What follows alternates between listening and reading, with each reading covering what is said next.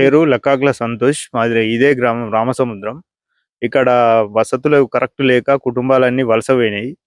కరువు కాటకాల వల్ల కొందరు పోయిర్రు. ఈ అండర్ బైపాస్ వచ్చిన తర్వాత ఆ యాక్సిడెంట్లు అయితాయని ఈ ఊరే ఖాళీ అయిపోయింది మొత్తం. మాకు అండర్ పాస్ ఇయ్యలేదు, ఒక సర్వీస్ రోడ్ ఇయ్యలేదు, ఏమి ఇయ్యలేదు. ఈ ఊరినే పట్టించుకోలేదు ఎవరు. దానివల్ల మొత్తం ఊరు మొత్తం శిథిలమైపోయింది మొత్తం. ఇక్కడ ఇండ్లన్నీ కూలిపోయినాయి వలస పోగానే. ఈ మాకు ఈ అండర్ పాస్ దాదాపు చేస్తే మళ్ళా వచ్చి ఇక్కడనే ఇల్లు కట్టుకునే పరిస్థితులు మాకు ఉంటాయి. కానీ ఈ వసతులు లేక ఈ ఊరే ఖాళీ అయిపోయింది మొత్తం. 70 కుటుంబాలు ఉండేది. 70 కుటుంబాలకు 4-5 కుటుంబాలు మాత్రమే ఉన్నాయి. అందరు ఆలేరు, కొంతమంది హైదరాబాద్, కొంతమంది వెళ్ళిపోయారు. ఈ యాక్సిడెంట్ల భయానికే పోయారు చాలా మంది. వ్యవసాయం చేసుకుంటారు. అందరు వ్యవసాయం, పాలు రోజు తెల్లారులేసి ఒక్కొక్కరు 5-6 ట్రిప్పులు తిరుగుతారు ఆడికిడికి. ఎప్పుడు ఏమైతుందో తెలుస్తలేదు.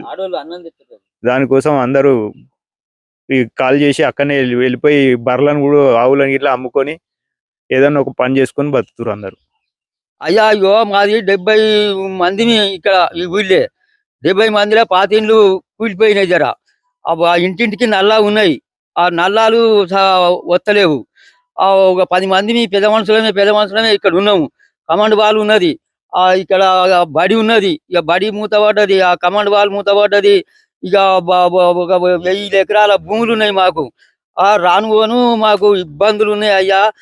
ఏంది రోడ్డు వాడి ఆ రోడ్డు కిందికి వెళ్ళి మాకు ఆ కిందికి వెళ్ళి తీయాలి.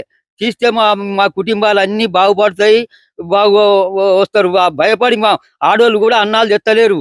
ఏది బైకాడికి అన్నాలు తేవాలంటే భయపడుతున్నారు. ఏది కార్లు, లారీలు, బస్సులు వచ్చి మా సకల అవస్థ పడుతున్నాము. ఇక్కడ భయపడుతున్నారు ఆడోళ్ళు రావాలంటే, రోడ్డు మీదకి రావాలంటే. నా పేరు ఎగ్గిడి మల్లయ్య. ఆలేరు నివాసం రామసముద్రం విలేజ్ భూమి ఇక్కడ ఉంది. రామసముద్రం కూడా ఉన్నది. ఇక్కడ మేము ఇదివరకు కొట్లాడినాము, ఎన్నోసార్లు ధర్నాలు చేసినాము. ఎంపీ తానికి పోయినాము, కొమరెడ్డి వెంకటరాయానికి యూటర్న్ అన్న చేయాలని ఎలాంటి పెద్దవాళ్ళకు కూడా చెప్పిర్రు. ఇది యూటర్న్ చేసేదాకనన్నా, అండర్ పాస్ అయ్యేదాకనన్నా ఇది ముయ్యొద్దని. వీడికి 5-6 సార్లు దిమ్మలు తెచ్చి పెడితే కూడా మేము ఇక్కడ ఉండే రైతులం, ఊరు వాళ్ళు, రామసముద్రం వాళ్ళు వీళ్ళందరం కలిసి పెద్ద ఎత్తున ధర్నా చేసినాం. ఎమ్మెల్యేకి చెప్పినాం, ఇక్కడ మున్సిపల్ చైర్మన్ చెప్పినాం. ఇవన్నీ మేము చాలా ఒక 2-3 ఏళ్ళ నుంచి వెళ్ళి బాగా ధర్నాలేక చేస్తున్నాం. మాకు ఎటువంటి ఏ నాయకులు కానీ ఎవరు కానీ మాకు యూటర్న్ అన్న కావాలి, లేకపోతే అండర్ పాస్ అన్న కావాలి. బైపాస్ రోడ్లు వస్తే అన్ని ఊర్లు బాగుపడతాయి, కానీ మా ఊరు ఖాళీ కావడానికి కారణమే ఈ బైపాస్ రోడ్ అయింది.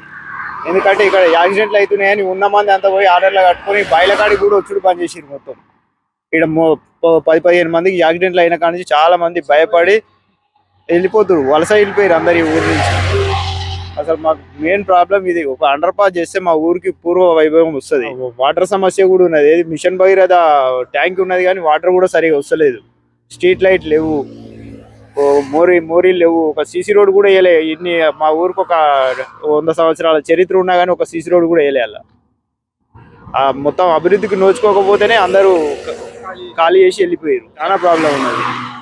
చాలా ఇబ్బందితో కూడుకున్న పని. ఆ ఇబ్బందిని మేము తట్టుకోలేక మొరబెట్టుకున్నాం. ఏది నాయకుల తానికి, ఎమ్మెల్యే గారి తానికి ఇంత మొరబెట్టినా కానీ ఇవాడు కొనాడు మన ట్రాఫిక్ సిఐ వచ్చి మీరు చేసిరు ఒక బోర్డు పెట్టుకోరు బాబు, ఒక లైట్ వేస్తే ఇక్కడ మీరు లైట్ పెట్టుకోరు. ఏది మున్సిపల్ చైర్మన్ తోటి అన్నా కానీ మీరు ఏ ఎమ్మెల్యే తోటి అన్నా ఒక లైట్ పెట్టుకుంటే మేము ఒకటి సిగ్నల్ పెడతాం, అదవుతుంది మీకు కొంచెం కొన్ని రోజులు మరి ఆ టర్న్ అయ్యేదాకా అని వచ్చిండు. ఒకనాడు ఆపిపోయిండు రౌతులు ట్రాఫిక్ సిఐ గారే కొత్తగా వచ్చి ఆయన మాకు చేసిండు. ఆ లైట్ ఒకటి వేయించుకొని మీరు రైతులు ఖర్చు పెట్టుకుంటారా లేకపోతే మీ ఊరోళ్ళు పెట్టుకుంటారా, పునర్వైభోగం వస్తుంది. ఆ పునర్వైభోగం రావాలంటే యూటర్న్ లేదు, ఏది లేదు. మాకు జీవనాధారం కోల్పోయినట్టు ఊరే ఖాళీ అయిపోయింది. ఇప్పుడు రామసముద్రము కాలిపోయి మొత్తం అది అయిపోయింది.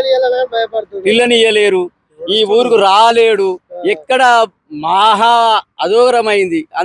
దాని గురించి ఖచ్చితంగా మీరు ఆ నాయకులు కానీ, ఎంపీ కానీ ఇప్పుడున్న ఎమ్మెల్యే గారు కానీ ఇక్కడికి వచ్చి మాకు ఒక ఏది యూటర్న్ అన్నా అండర్ పాస్ అన్న చేస్తేనే మేము అది మంచిగా ఉంటుంది, ఊరు బాగుపడుతుంది, మళ్ళీ పూర్వ వైభోగం వస్తుంది. ఇక్కడ ఇల్లు కట్టుకుంటారు, వైభవంగా ఉండాలని వాళ్ళు అందరు కలిసి ఆశిస్తున్నారు. సౌకర్యాలు కావాలి, మాకు సౌకర్యం, రోడ్డు సౌకర్యం ఇటువంటి కావాలి.